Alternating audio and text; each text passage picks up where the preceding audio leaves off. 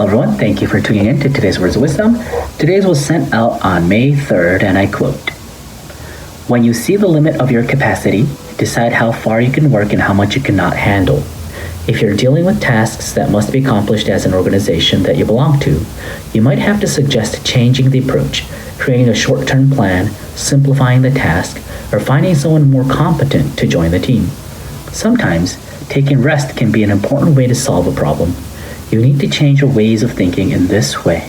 From The Laws of Secret by Master Okawa. Alright, so I believe this is from the chapter of how to protect yourself from spiritual disturbance.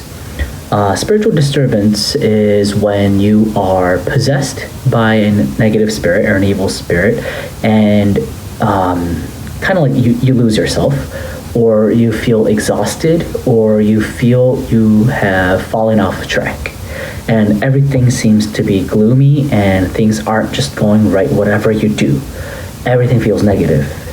That is a spiritual disturbance. And in order to protect ourselves from spiritual disturbance, Master isn't just suggesting spiritual ways or methods, but he's also talking about a worldly method of how to protect ourselves from it. And that is protecting yourself from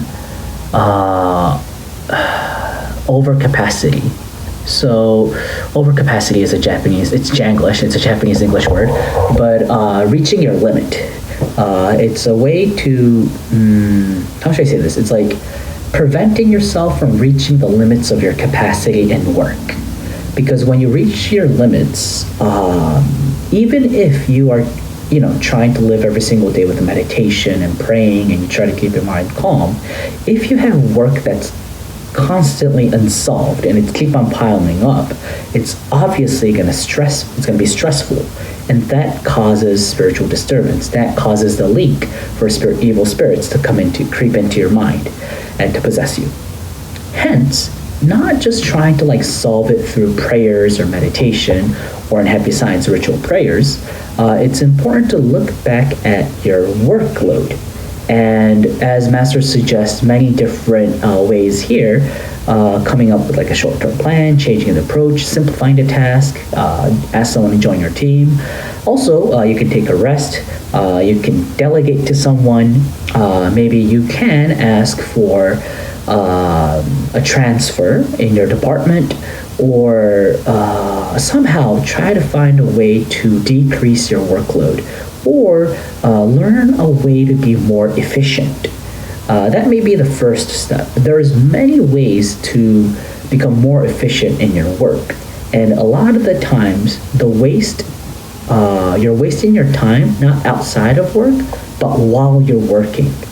Let's say that you work from 9 to 5. It's said that 20% of the Plato's Law, right? 20% of the time you work there produces 80% of the results.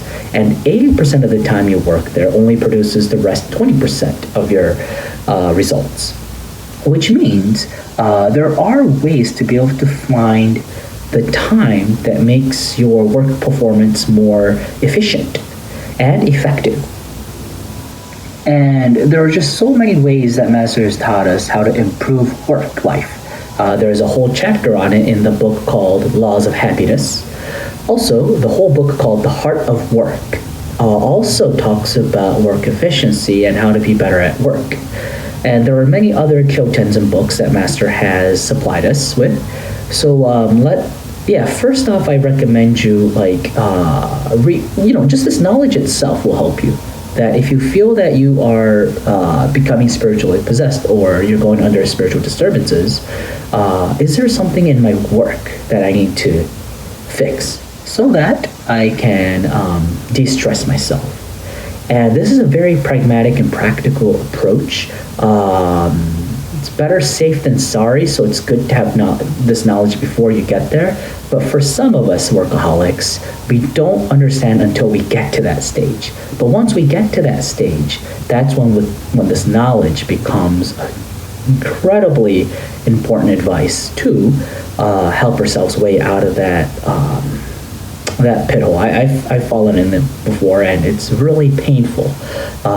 You become irritated easily. For my type, I become overly critical of other people and other people's work performance, and then my human relationships starts to sour even more, and I go through the negative cycle. But it's all because I didn't have enough capacity to take on the workload that I was doing.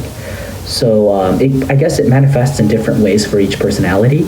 But if you feel stuck, if you feel this constant spiritual disturbance, take a look at your work life and see what you can do to solve it, or to make it more effective, or delegate it, or release it.